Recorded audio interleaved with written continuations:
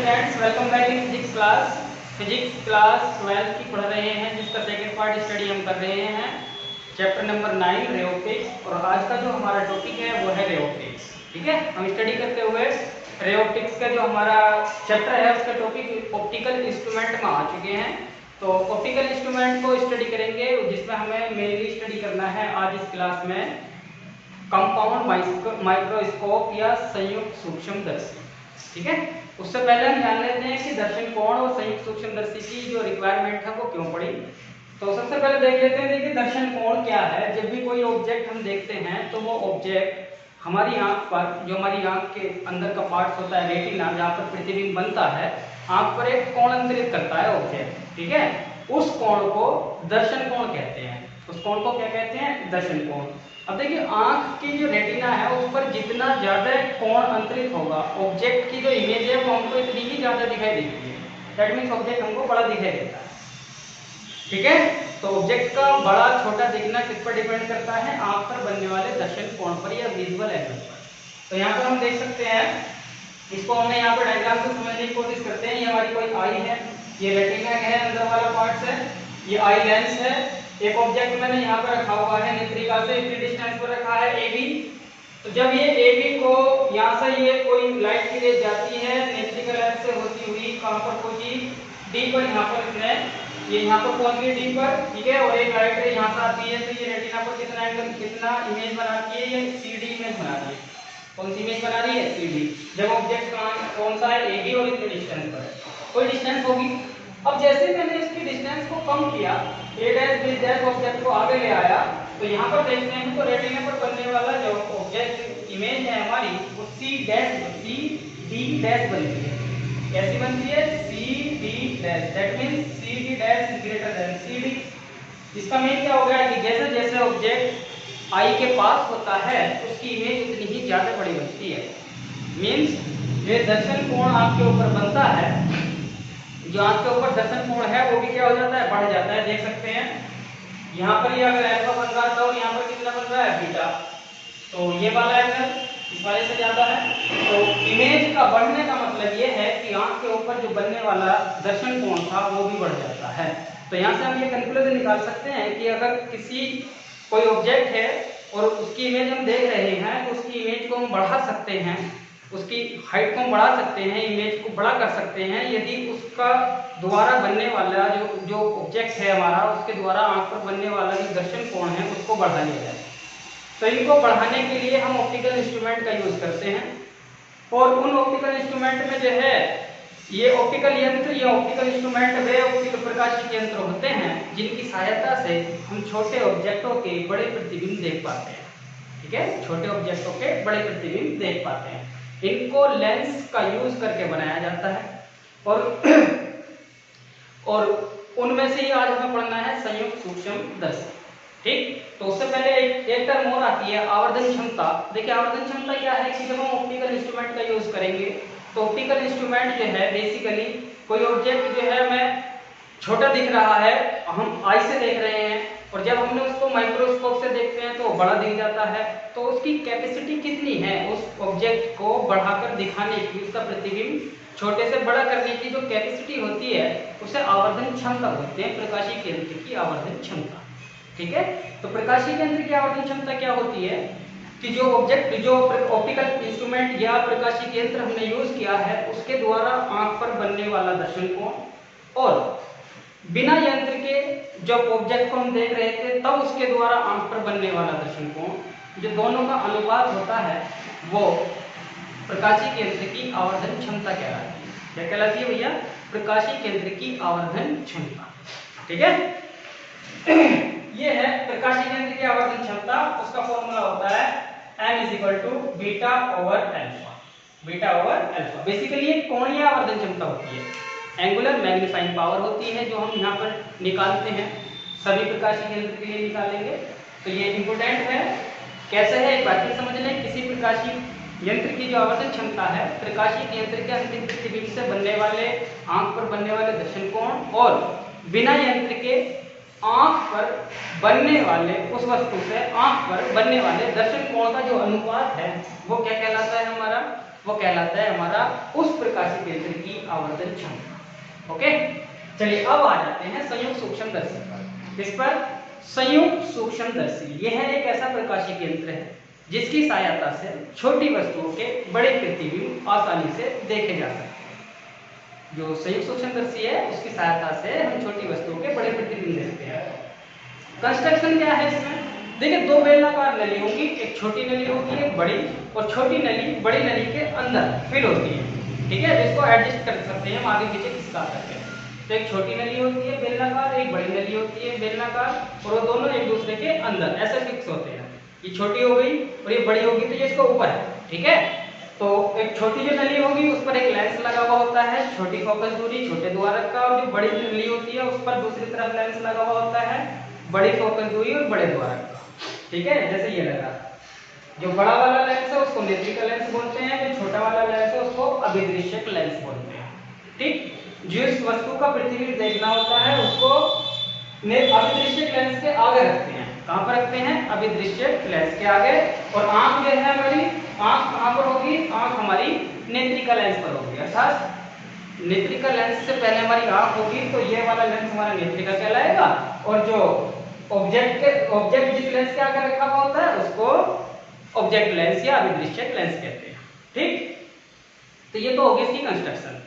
अब आ जाते हैं प्रतिबिंब किस तरह से बनता है, जरा से साफ करते हैं। ये तो दर्शन कोण समझ लिए हैं कि जैसे जैसे ऑब्जेक्ट आई के पास आता है वो आंख पर ज्यादा, सॉरी इसलिए बताना था, वो आंख पर कैसा कोण बना देता है? ज्यादा कोण बना देता है, ठीक है। ये हमारा क्या था? अभिदृश्यक लेंस, अभिदृश्यक लेंस। अब देखिए प्रतिबिंब कैसे बना है, यही इसमें सीखना मेन है। दो लेंस हैं, एक अभिदृश्यक लेंस है, एक नेत्रिका लेंस है। उत्तल लेंस है ये पहला वाला अभिदृश्यक लेंस, ये इसका फोकस प्रथम फोकस F0', ये द्वितीय फोकस F0। ये नेत्रिका लेंस का प्रथम फोकस है F', ये नेत्रिका लेंस का द्वितीय फोकस है F', ठीक है, ओके। अब कोई ऑब्जेक्ट मेरे पास में है AB, मैं इसका प्रतिबिंब देखना चाहता हूं, तो अभिदृश्यक लेंस के सामने रखा हमने इसको, क्योंकि इसी के सामने ऑब्जेक्ट रखा जाएगा। देख हम यहां से रहे हैं, तो पहले इसका देख लेते हैं कि लास्ट में इमेज कैसे बनेगी। पहले स्टेप बाय स्टेप चलते हैं। ये AB है, फोकस से पहले रखा हुआ है उत्तल लेंस के। ये उत्तल लेंस क्या करेगा? इसका अपवर्तन के पश्चात इमेज बनाएगा A', B'। इसने इमेज बनाई A', B', ये वाली एक प्रकाश की किरण सीधी गई, फोकस से होती हुई यहाँ पर ऐसे चली गई, उसके बाद एक प्रकाशीय केंद्र से होकर आ रही है, ठीक है, प्रकाशीय केंद्र से होकर आ रही है। इन दोनों ने एक दूसरे को कहां पर कट किया है? यहाँ पे B' पर। इसको किससे मिलाया? मुख्य अक्ष से। मुख्य अक्ष से मिलाने के बाद हमें इमेज मिल गई A', B', ओके। ये क्या मिल गया हमको? A', B', ये इमेज मिल जाती है हमें A', B'। अब उसके बाद ये A', B' जो है इस आई लेंस के फोकस के आगे पड़ा है, ठीक है, ये कहां पर पड़ गया है? इसके फोकस के आगे पड़ा है। चलिए अब ये भी इसके फोकस के आगे पड़ गया है A', B', ये इसके लिए वस्तु का कार्य करेगा। ये A', B' इसके लिए क्या काम कर रहा है? वस्तु का कार्य कर रहा है। जब ये इसके लिए वस्तु का कार्य करेगा, A', B' इसके लिए वस्तु का कार्य करेगा, तो नेत्रिका लेंस अपवर्तन के पश्चात, दैट मींस यहां से कोई प्रकाशीय किरण सीधी गई ऑब्जेक्ट से, तो अपवर्तन के पश्चात काम हो जाएगी इसके फोकस से होकर, और जिसकी प्रकाशीय केंद्र से होकर जा रही होगी वो उसकी सीधी निकल जाएगी। जब हमने इन लाइनों को पीछे मिलाया दोनों को, और ये जो रिफ्लेक्टेड वाली लाइन थी इनको पीछे मिलाया, तो ये सारी चीज पॉइंट पर जाकर के मिल जाती है, डैश लाइन पर यहाँ पर मिल जाती है। इसको मैंने मुख्य अक्ष से मिलाया, मिलाने के बाद मेरे को अंतिम प्रतिबिंब, देखिए इस लेंस ने जो प्रतिबिंब बनाया, जो इस लेंस ने प्रतिबिंब बनाया वो कौन सा वाला है? ये वाला। और जो इस लेंस ने प्रतिबिंब बनाया वो कौन सा वाला है? ये वाला। तो अंतिम प्रतिबिंब जो हमें दिखाई देगा आंख को, इस ऑब्जेक्ट की जो इमेज दिखाई देगी वो ये वाली दिखाई देगी। जो ह्यूमन आई है उसको जो इमेज दिखाई देगी वो ये वाली दिखाई देगी, ठीक है, ये नहीं दिखाई देगी। ये तो अंदर की क्रिया हो रही है जो कंपाउंड माइक्रोस्कोप के अंदर हुई है, ठीक। तो इसमें जो है दोनों लेंसों से प्रकाश के अपवर्तन के पश्चात अंतिम प्रतिबिंब कौन सा दिखाई देता है? A' और B', ठीक है। ए डबल डैश और बी डबल डैश। अब ये तो हो गया हमारी क्रियानिधि की प्रतिबिंब किस प्रकार से बना है। अब हम निकालेंगे संयुक्त सूक्ष्मदर्शी की आवर्धन क्षमता। आवर्धन क्षमता किस प्रकार से फाइंड आउट करेंगे इसकी, ये मेन आ जाती है। ठीक है, अब आवर्धन क्षमता निकालने के लिए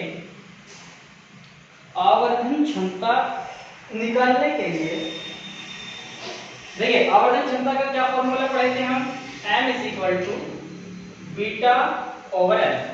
क्या पढ़े हैं, बीटा ओवर अल्फा। जहां पर बीटा क्या है, बीटा है जो प्रकाशीय केंद्र है, यहाँ पर कौन यूज किया हम, संयुक्त सूक्ष्मदर्शी। तो संयुक्त सूक्ष्मदर्शी के द्वारा जो अंतिम प्रतिबिंब बना है, कौन सा प्रतिबिंब बना है, अंतिम प्रतिबिंब बना हुआ है, उस अंतिम प्रतिबिंब द्वारा आंख पर बनने वाला कोण, आंख पर बनने वाला कोण। ठीक है, ये एंगल को मान लेते हैं बीटा और ये वाले एंगल को क्या मान लेते हैं, ये अल्फा मान लेते हैं। तो आंख पर बनने वाला कोण, बेटा आंख पर बनने वाला कोण, अंतिम प्रतिबिंब के द्वारा आंख पर बनने वाला कोण बीटा, तथा इसके अलावा अगर हम उसे सिंपल देख रहे हैं, हम उसे आई बिना इंस्ट्रूमेंट के आई से देख रहे हैं, तब आंख पर बनने वाले कोण अल्फा, उन दोनों का जो अनुपात होगा वो क्या कहलाएगा हमारा, वो कहलाता है हमारा आवर्धन क्षमता। तो बीटा ओवर अल्फा। अब मुझे बीटा और अल्फा की वैल्यू चाहिए, आई की वैल्यू चाहिए, बीटा और अल्फा की वैल्यू। देखिए क्योंकि यहाँ पर देख लेते हैं ये कोई ऑब्जेक्ट, ये ऑब्जेक्ट यही वाला ऑब्जेक्ट है, इसमें बिना इंस्ट्रूमेंट के देखूं ए बी स्पष्ट दृष्टि की न्यूनतम दूरी पर रखकर डी पर, ये मेरी आई है अगर यहाँ पर, इसको एंगल क्या मान रखा है हमने alpha.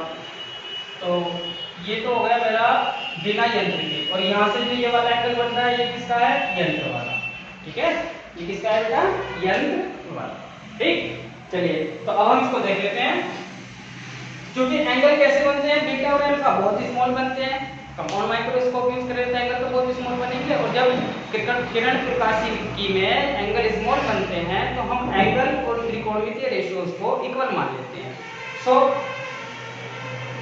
Alpha is equal to tan alpha मान सकते हैं, tan अल्फा का मान दूरी में निकालने की कोशिश करें, निकालना है। तो देखिए tan अल्फा क्या होता है, tan अल्फा होता है लंबटे आधार, लंबटे आधार तो क्या हो जाएगा, AB ओवर D हो जाएगा, बताएं भाई। चलिए तो AB ओवर D, इसी प्रकार अब मुझे अंतिम प्रतिबिंब एंगल कौन सा बन रहा है, ये वाला।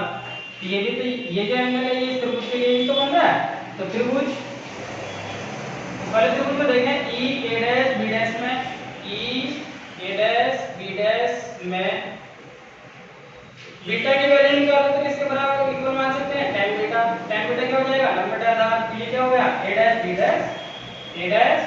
B dash over E A dash, ठीक है, E A डैश। क्लियर, देखिए ये इंपॉर्टेंट है, कंपाउंड माइक्रोस्कोप आए या एस्ट्रोनॉमिकल टेलीस्कोप आए, उन दोनों में क्या निकलवाएगा आपसे एग्जाम में, आवर्धन क्षमता का सूत्र ही फाइंड आउट करवाया जाएगा।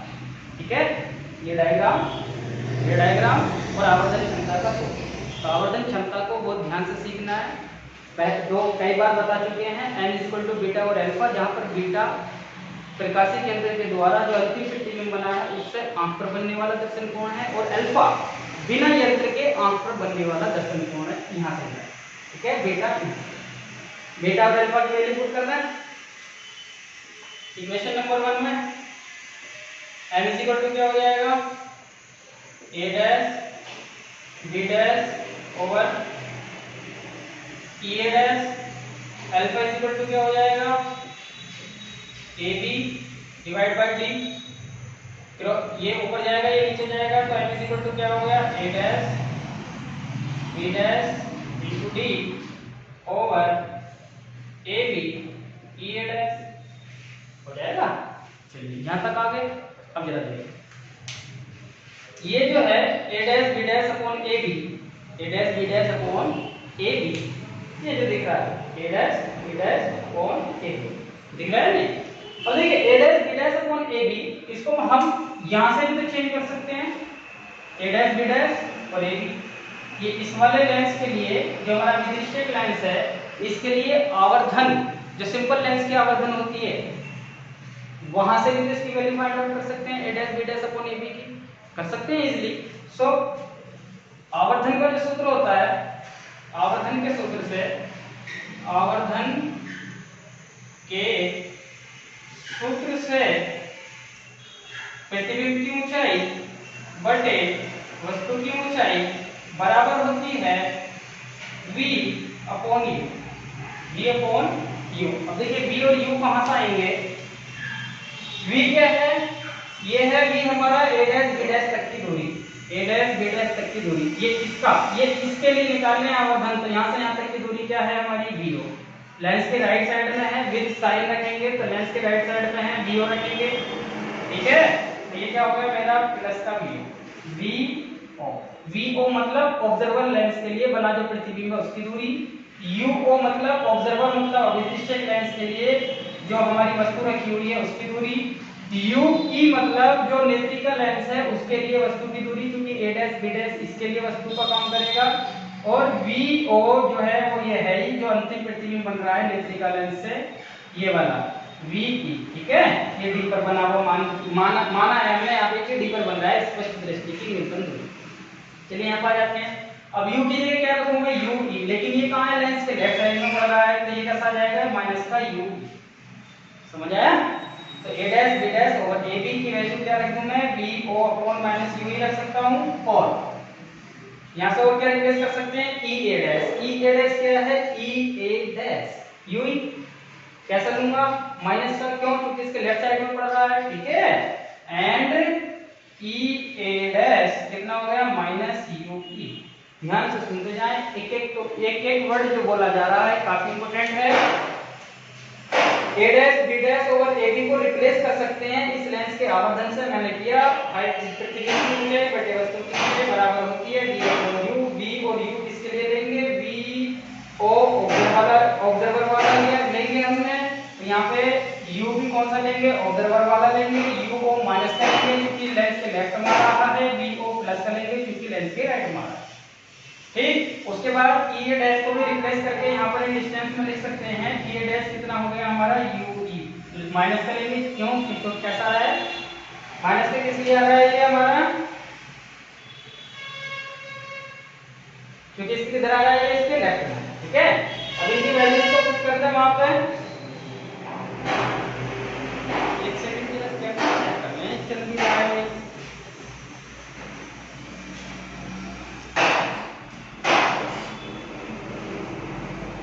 चलिए ठीक चल रहा है कैमरा। चलिए अब आगे बढ़ते हैं। देखिए हम कहां पर थे? हम थे कि इस वाले ऑब्जर्वर लेंस जो विदृश्यक लेंस है उसके लिए a dash b dash upon ab की वैल्यू निकाली, तो v upon minus u o आ गया। अब e a dash is equal to कितना है नेत्रिका लेंस के लिए? e a dash is equal to है माइनस ue, और जो d है d ये कितना है? जो प्रतिबिंब बन रहा है बेटा, यहाँ से d जो है वो कितना है? यहाँ से यहाँ तक प्रतिबिंब तक की जो लेंथ है वो लेफ्ट में बन रहा है, तो d की वैल्यू क्या रख देंगे हम? Minus d। क्या? d की वैल्यू क्या रख देंगे? Minus d। चलिए इन सभी के मान यहाँ पर रख दें, इनको रिप्लेस करके लाना है हमें। इसका फॉर्मूला लाना चाहते हैं आवर्धन क्षमता का किसी संयुक्त सूक्ष्मदर्शी के लिए, इसे हटाना था, उसे हटा दिया। चलिए कोई नहीं, स्पेस कम है, डायग्राम में स्पेस ज्यादा घेरा हुआ है, ध्यान से समझें। तो m इज इक्वल टू आवर्धन क्षमता इज इक्वल टू हो जाएगी a dash b dash upon ab। इसकी जगह, दोनों की जगह क्या रख दूं? v o u over minus u o, ठीक है। अब d और ea की जगह क्या रख दूं? d की जगह माइनस d रख दूं, और ea की जगह माइनस u e रख दूं। माइनस से माइनस कैंसिल हो गया। फाइनल संयुक्त सूक्ष्मदर्शी की आवर्धन क्षमता का सूत्र आ गया d upon u into d upon u e, ठीक है। ये आ गई मेरी संयुक्त सूक्ष्मदर्शी की आवर्धन क्षमता। ये क्या आ गई हमारी संयुक्त सूक्ष्मदर्शी की आवर्धन क्षमता। vo क्या है? ऑब्जर्वर के लिए, ऑब्जर्वर लेंस के लिए प्रतिबिंब की दूरी। uo क्या है? ऑब्जर्वर लेंस के लिए अर्थात अभिदृश्यक लेंस के लिए वस्तु की दूरी। d क्या है? स्पष्ट दृष्टि की न्यूनतम दूरी 25 सेंटीमीटर होती है। जो हमारी नॉर्मल आई होती है, स्वस्थ आंख होती है, उसके लिए कितनी होती है? d 25 centimetre. ue क्या है? ue है नेत्रिका लेंस के लिए a डैश b डैश वाली जो वस्तु है उस तक की दूरी, ठीक है। क्लियर है? अब ये संयुक्त सूक्ष्म सूक्ष्मदर्शी की आवर्धन क्षमता होती है। अब इसके दो केस बनते हैं हमारे। कितने केस बनते हैं? दो। जब जो हमारा अंतिम प्रतिबिंब है, जब हमारा जो अंतिम प्रतिबिंब है वो कहां पर बन रहा हो? स्पष्ट दृष्टि की न्यूनतम दूरी d पर बन रहा है। जब अंतिम प्रतिबिंब कहां पर बन रहा है हमारा? स्पष्ट दृष्टि की न्यूनतम दूरी d पर बन रहा है। ये वाला जो नेत्रिका लेंस है, ये प्रतिबिंब a डैश b डैश कहां पर बना रहा है? d पर। तो तब इसकी जो ये वाली आवर्धन क्षमता ये है, तब किस फॉर्म में रखी जाएगी? देखें, इसको हटा लेते हैं, दोनों केस के लिए अलग अलग निकालेंगे। ध्यान से देख लें, जब स्पष्ट जो अंतिम प्रतिबिंब है वो स्पष्ट दृष्टि की न्यूनतम दूरी d पर बनेगा। देखिए लेंस सूत्र से, कौन से सूत्र से? फर्स्ट केस है स्पष्ट दृष्टि की न्यूनतम दूरी d पर a डैश b डैश अंतिम प्रतिबिंब बने, ये वो केस है। तो इस केस के लिए जो हमारा v है लेंस सूत्र में, देखिए लेंस सूत्र, ये लेंस ही तो है अपना लेंस। तो v के लिए मैं क्या रख दूं? v के लिए रख दूं मैं -d। क्यों?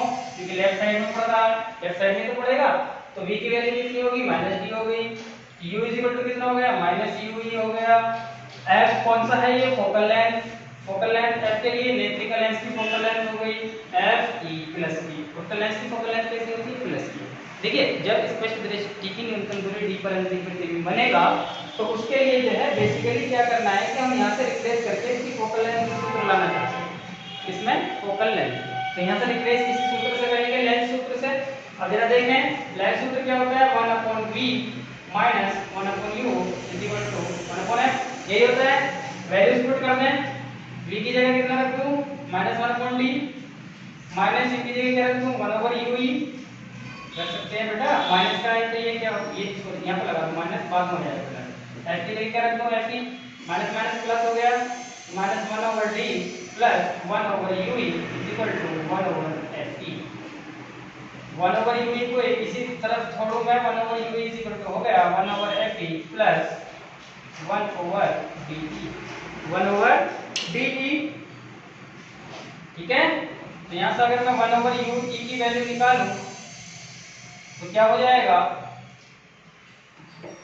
कॉमन ले लो यहाँ से, ये d ऐसे ले लेते हैं, चलिए d plus fe upon dfe।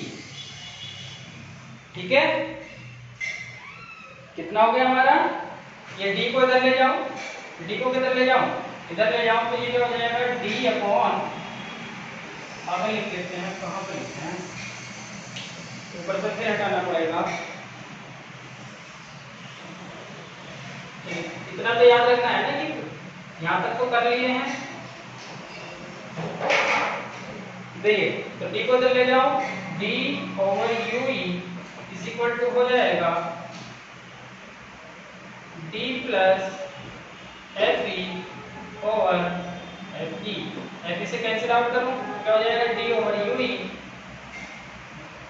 1 plus d/fe। ऐसे ही आ सकता है। देखिए जब इसको इसके नीचे लिखेंगे तो d/fe और fe से fe कैंसिल होगा तो 1 प्लस d/fe। तो आवर्तन क्षमता का जो सूत्र है उसमें d/ue की जगह 1 प्लस d/fe भी रख सकते हैं। ठीक है, दैट मींस d/ue को रिप्लेस कर दिया है यहाँ से फोकल लेंथ के टर्म में, तो हमारा क्या आया है? 1 प्लस d/fe।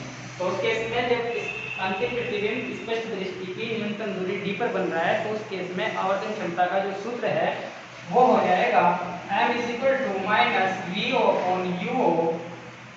इसकी जगह क्या रख दूं मैं? 1 प्लस d/fe। ये आ गया हमारा आवर्तन क्षमता का सूत्र जब अंतिम प्रतिबिंब स्पष्ट दृष्टि की न्यूनतम दूरी d पर बने। ओके, आई थिंक आपको क्लियर हो गया है किस तरह से निकाल रहे हैं। मेन तो यही है, यहाँ से रिप्लेस करना है बस फोकल लेंथ की टर्म में। किसके टर्म में? Focal length. ठीक, ओके, तो हमने कर लिया लेंस सूत्र से फोकल लेंथ की टर्म आ गई। आगे बेटा क्योंकि यूई की वैल्यू तो नहीं होगी ना हमारे पास, फोकल लेंथ हमारे पास होगी। क्या होगी हमारे पास? फोकल लेंथ होगी, और डी की वैल्यू हमारे पास होगी। ऑब्जर्वर के लिए हम वैल्यू फाइंड आउट कर सकते हैं, तो इसलिए हमने यूई को एलिमिनेट कर दिया है यहाँ से। अब सेकंड केस आता है, ये हो गया। अब सेकंड केस आता है। सेकंड केस क्या है? सेकंड केस में ये है सेकंड, जब अंतिम प्रतिबिंब अनंत पर बने, अंतिम प्रतिबिंब कहाँ बने? अनंत पर बने, अनंत पर बने। दैट मीन्स ध्यान से समझे क्या कहना चाहता है। वो ये कहना चाहता है कि ये वाला जो प्रतिबिंब है वो कहाँ पर बने? अनंत पर बने। 25 सेंटीमीटर के डिस्टेंस पर नहीं बने एक साइड से, बल्कि कहाँ बने? अनंत पर। अनंत का मतलब कि बहुत दूर बने। और देखिए, जब हम सूक्ष्मदर्शी से अंतिम प्रतिबिंब देख रहे हैं तो हमारी आंखों की सुविधा के लिए प्रतिबिंब अनंत पर बनना ही अच्छा रहता है। उसके लिए जो हमारी मसल्स हैं उन पर जो फोर्सेस हैं, जो जोर है वो कम पड़ता है, और हमारी आंख जो है वो सुविधाजनक रूप से बहुत अच्छे से प्रतिबिंब देखती है अनंत पर। तो बेसिकली हम ज़्यादातर जो कोशिश करते हैं वो यही करते हैं कि अंतिम प्रतिबिंब कहाँ पर बने? अनंत पर बने। चलिए, अब हम यहाँ पर देख रहे हैं कि जब अंतिम प्रतिबिंब कहाँ पर बने? अनंत पर बने, अर्थात ये उत्तल लेंस अपना जो प्रतिबिंब बना रहा है वो कहाँ पर बनाए? अनंत पर बनाए। तो हमें एक प्रॉपर्टी याद आती है उत्तल लेंस की, कि जब किसी वस्तु को उत्तल लेंस के फोकस पर रख दें तो वो उसका प्रतिबिंब कहाँ बना देता है? अनंत पर बनाता है। कुछ याद आया? वास्तविक बनाता है, ठीक है, उल्टा बनाता है, तो कहाँ से बनाता है? अनंत पर बनाता है उत्तल लेंस के लिए। अब जरा देख लेते हैं, जब ये यहाँ पर बनेगा, जब ये कहाँ आ जाएगा? Fe पर आ जाएगा, तो UE की वैल्यू किसके इक्वल हो जाएगी? Fe के इक्वल हो जाएगी। अर्थात जब अनंत पर प्रतिबिंब देखना चाहते हैं तो A डैश B डैश कहाँ पर बनना चाहिए? नेत्रिका लेंस के फोकस पर आ जाना चाहिए, तभी तो अनंत पर प्रतिबिंब बनेगा अकॉर्डिंग टू प्रॉपर्टी ऑफ उत्तल लेंस या कॉन्वेक्स लेंस। तो उस केस में जब अनंत पर प्रतिबिंब बन रहा है तो UE किसके इक्वल हो जाएगा? Fe के इक्वल हो जाएगा। तो बस यहाँ पे इतना ही चेंज कर सकते हैं। देन magnifying power या angular magnifying power of compound microscope is equal to minus v naught over u naught, basically O है, और d over u e की जगह क्या रख सकता हूँ मैं? Fe, ठीक है। u e किसके इक्वल हो जाएगा? Fe के इक्वल हो जाएगा। तो इस केस में हमारा ये आ गई मैग्नीफाइंग पावर, ठीक है। ये क्या आ गई हमारी? मैग्नीफाइंग पावर, जब कहाँ बने? अंतिम प्रतिबिंब अनंत पर। ठीक, तो ये तो था हमारा कंपाउंड माइक्रोस्कोप। आई थिंक आपको क्लियर होगा। अगर किसी की कोई प्रॉब्लम है तो कमेंट करके पूछ सकता है। वीडियो आपको अच्छी लगी है तो लाइक शेयर कमेंट जरूर क्या करें, और चैनल को भी सब्सक्राइब कर लें और बेल आइकन भी दबाएं, जिससे कि आपको पता चलता रहे कि नई वीडियो अपलोड हो चुकी है। ठीक है, आज की क्लास पूरी होती है। Thank you very much.